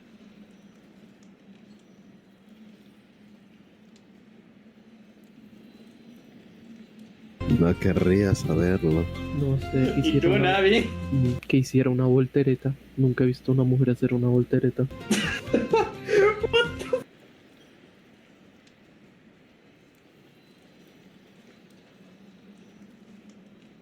Yanshi flip. ¿Has visto alguna mujer hacer una voltereta, Fermo? Mi pregunta sería, ¿has visto alguna? Pues qué suerte, yo no. Así que me gustaría verlo. Me gustaría que cada tanto, simplemente como cada 10 minutos hiciera una voltereta al azar, sería muy chistoso. Ah, sí, y qué cosa, marico, no puede ser, weón. Ok, Reiner, ¿tú qué harías si pudieras hacer esa misma vaina? Ay, no, hermano. ¿En serio quieres saber? Marico, ya le pregunté a Cor, qué mierda, weón, mínimo que el propio bicho... Findom. You know what? Pudo ser peor. Yo pensé que iba a decir Peggy. Y estaba seguro que iba a decir Peggy. Técnicamente eso entra en fandom. Sí. Sí, buen punto. Qué grandes esperanzas me tienen. No es nuestra culpa que las hayas puesto tan bajas. Como tus nalgas. Coño, tu maldita. Coño, tu pepa. Te voy a matar un día de estos, Sara, el conche tu madre. Ahora, la verdadera pregunta al millón. Si la Conju pueden hacer lo que quieran con esa mierda del talimán, weón. Existe una chance finalmente de ver una bicha de esas haciendo cosplay. Imagínate. Buenas, Cecito. Y buenas, Clown. Oli, abuelo Cecito. Oli, Lexi. Buenas, Clown. Aló, noches. Opa, buenas noches, mano. Qué bien que se repite aquí. ¿Cómo han estado? ¿Cómo les va? Aquí vamos, mano. En contra de nuestra voluntad, hablando de zombies. ¿Por qué tiene una voz tan sexy, por Dios? No sé. ¿Nadie? Tiene voz de locutor. No sé, pero gracias por decirlo. No es la voz que yo esperaría de alguien que ve Clusi. Porque lo soy. Muchas gracias. No esperaba esa voz de alguien que ve porno de payasos, la verdad. No esperaba eso, la verdad. Mi hermano. Créeme, nadie se lo espera la primera vez que me ve. Mi hermano en Cristo tampoco es para que humillarlo públicamente, déjalo ver sus payasitas chistosas en paz, hermano. Yo no me No pasa nada, no me da vergüenza, la neta. Pero yo en especial más. Pero él me lo pegó. Él me lo pegó hace como 1 o 2 días. A mí ese gusto lo tengo desde hace rato. Grandes las payasitas. Hermano, no sé qué me decepciona más. El hecho que tú lo digas con tanto orgullo o es que nadie lo intenta justificar. Dios mío, hermano. Anyway, I don't give a fuck anymore. ¿Cómo que no hay payasos? Mierda. Por cierto, Lexi, no hay zombies payasas, aunque hubiera sido algo bueno para incluir. No hay payasos esta vez, güey. No hay payasos. No hay payasos, pero tenemos magas. Reiner es un aburrido. Eso es lo que pasa. No quiere agregarle buen lore. Aburrido usted, abuelo. A ver, Reiner. Tengo un abuelo, no puede hablar. Dios mío. Ok, siguiente chica, por lo tú. Sí, pero ¿cuál es la que toca? Ella, la que envió. ¿Pero cuál es esa? Escríbeme el nombre, concha tu madre. Reiner, pasame el nombre. Que la que sigue es una lich. Reiner, pasame el nombre. ¿Qué es una lich? Es una lich. Marico, no, le está dando un embolio cerebral al abuelo, weón, el medicamento. Tipo, no muerto, familia, zombie, especie, lich, hábitat, cementerios, ruinas, disposición, calmadas, dieta, la esencia de los hombres, forma de obtener hombres, magia.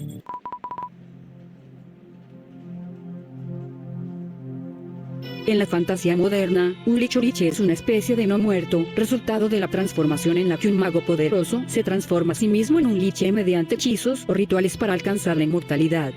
Los liches son comúnmente representados como seres parcial o totalmente necrosados, cadavéricos o esqueléticos, ya que el proceso de conversión en un lich suele pasar por atar su intelecto a su cadáver inanimado, el cual generalmente sigue decayendo a pesar de conservar su poder.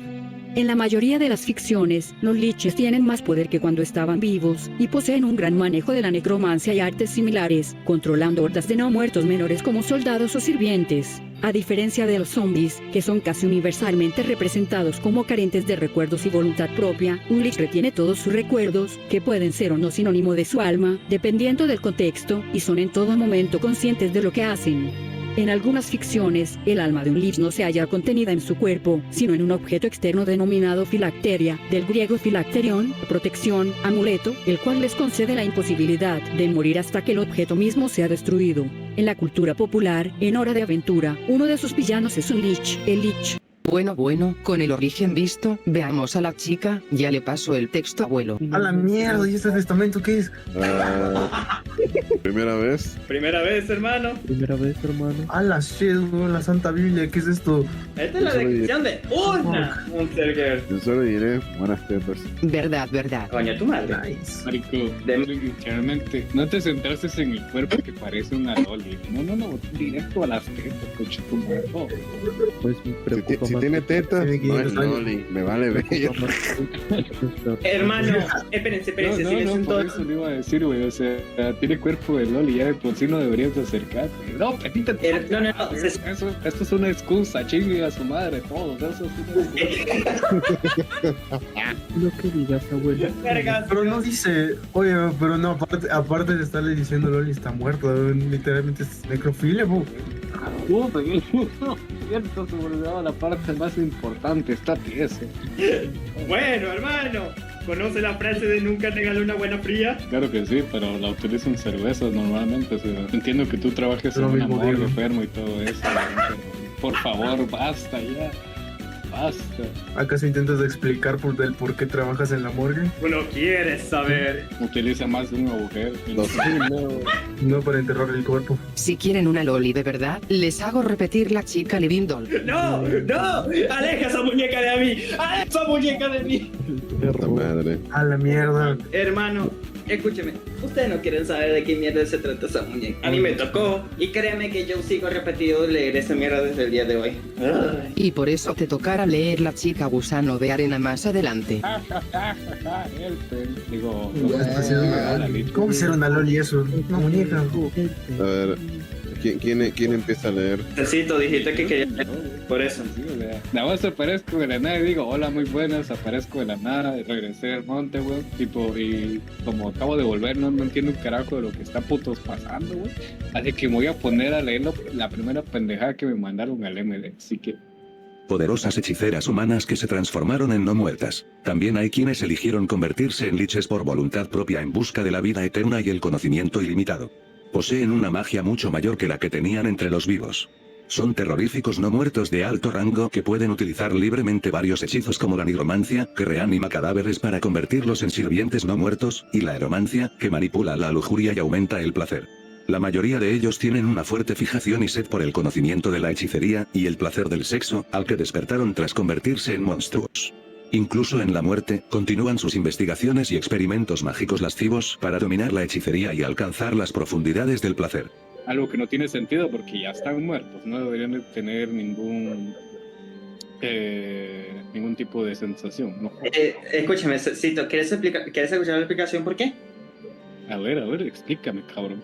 El maná monuro, ese es lo único. Mamono. Mamono, gracias. Vale, ya, o sea, en este mundo siempre es lo mismo. Algo que no entiendes, maná de mamono. Así, chingar a su Amén. madre, sigamos. Amén. Amén. ¿Qué coño el mamono?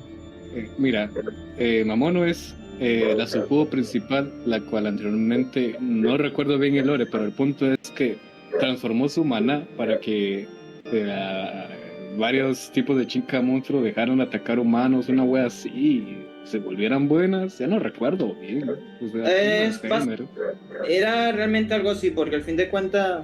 No, Cecito, no es así. Mamono es solo otra forma de decir monstruo, lo que cuentas es lo de la reina. O sea que energía mamono solo es energía monstruosa. Ah. Oh. Energía monstruosa, energía monstruosa. La energía monstruosa recorre por mis venas. Recorre por las venas de mis... El poder fluye hasta mis huevos. Angelito, no es directo, esté tranquilo. No. Suelen sumergirse en sus investigaciones en moradas alejadas de los asentamientos humanos, y rara vez se revelan ante la gente. Sin embargo, un hombre humano es absolutamente necesario para ellas, ya que reponen su poder mágico tomando en esencia, el cuerpo de un hombre sirve como sujeto de pruebas, y hay hechizos y experimentos sexuales que requieren tanto de un hombre como de una mujer para llevarse a cabo, por lo que si ven a un hombre, atacarán agresivamente en un intento de someterlo. Otros me dijeron que viera este mundo más de manera más feliz, menos negativa, güey.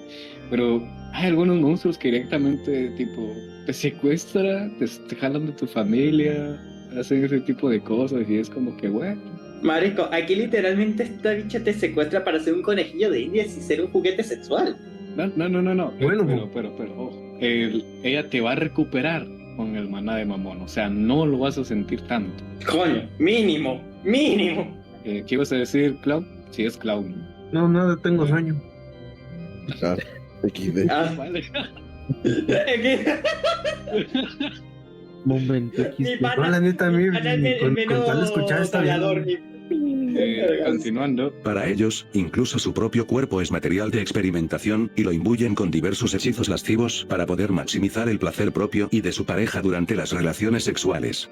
Cuando atacan a un hombre, también imbuyen su cuerpo con diversos hechizos. Al mantener relaciones sexuales cuando el cuerpo del otro está imbuido de estos hechizos, cautivan al hombre con su brujería y su cuerpo. La mayoría de ellas no se interesan mucho por los demás, a excepción del hombre que eligen como marido, la única pareja de un monstruo que comparte con ella los mayores placeres.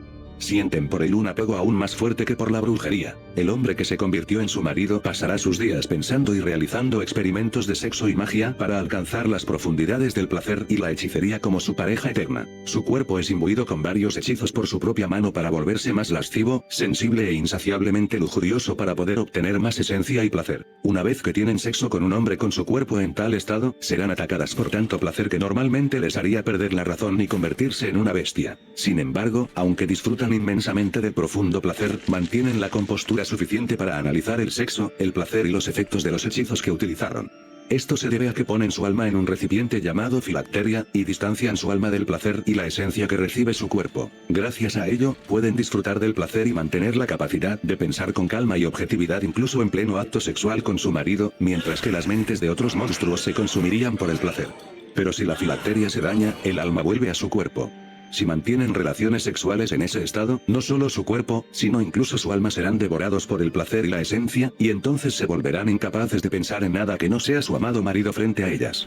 Viendo que en la descripción también fue mencionada la filacteria de liches, me pregunto si también les concederá una inmortalidad o solamente la usarán para mantener la cordura. Digo esto recordando que la filacteria en liches de la ficción comúnmente es un objeto que hace que sean inmortales hasta que se rompa el objeto en cuestión. Oh. O sea, básicamente, básicamente son inmortales hasta que esa mierda se les rompe. De hecho, es por eso que por lo general la fantasía es una de las ramas más prohibidas de magia y hechicería, porque es el arte de la necromancia, y es la meta máxima de cualquier hechicero de la necromancia, convertirse en un liche. Ok, ahora sí, Javi. ¿Deseas esto? Iba a decir que fuera del mundo de las chicas monstruo y este tipo de vainas, me parece más triste el hecho de que, bueno, la inmortalidad de un lich, güey, pierde cualquier capacidad de sentir, como lo dije. Bueno, ese lagazo se sintió, bueno. Hermano, La. Interferencias de la habitación. No, internet latino. Comprensible.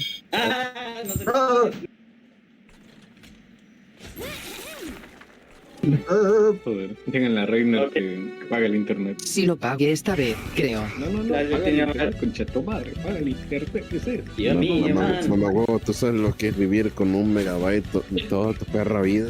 Amén, hermano. Ok, ahora sí, retomando el tema, yo lo que voy a decir es lo siguiente. Esa lich es una coño de su madre que literalmente te va a usar más que todo como un juguete sexual y un experimento. Ahí no habrá mucho amor que digamos.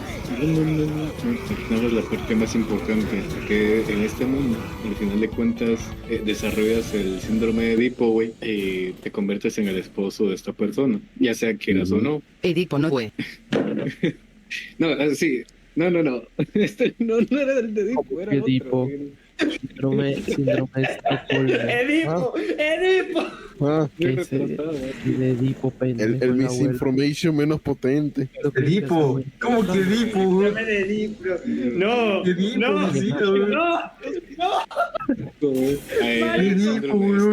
No, ¿cuál era el síndrome este pendejo que sufrías al estar encerrado? Estocolmo. Tu captor, güey. Estocolmo. Mamá, huevo. Aclaremos esa madre, güey. El síndrome de Edipo es el síndrome de... Estocolmo con Edipo. Es complejo de Edipo, no síndrome de Edipo. Es diferente un complejo a un síndrome. Grande, Claro. está enseñándonos aquí a nosotros. Grande Navi por enseñarnos. Joder, no, pero el complejo de Edipo es sentir atracción por tu mano. Así, señores, se puso Navi cuando estaba explicando su método. Actually. Donde le dicen síndrome al complejo. Claro, que está con una tabla, güey. No, es que un síndrome y un complejo es completamente diferente por esto. De hecho. Ay, hermano. Marico, somos unos coños de madre. Actually. Ok, continúa, Cecito, por favor. Bueno, fuera de coñas, presupone que la mayoría de estas personas se terminan enamorando de su captor o de las chicas que lo secuestraron y se convierten en su pareja, en su esposo, como ahí dicen. Así que sí, nunca es un final malo, puesto que al final van a estar con alguien que quieren. A la fuerza, pero sí, con alguien que quieren. Es como que a la fuerza, pero le tomas cariño y se quieren y cogen. Básicamente, es que realmente, hermano, aquí literalmente lo que más y me van a perdonar, pero aquí en este universo lo que más van a disfrutar son aquellas personas que le gustan las putas locas. En otras palabras, nuestros Cor y Reiner. Confirmo. El sexo. Chingado, en público, mamagüeo. Usted se calla, fanático de Fire Emblem. Shut the fuck up. O sea, imagina lo bajo que debes caer para que el fandom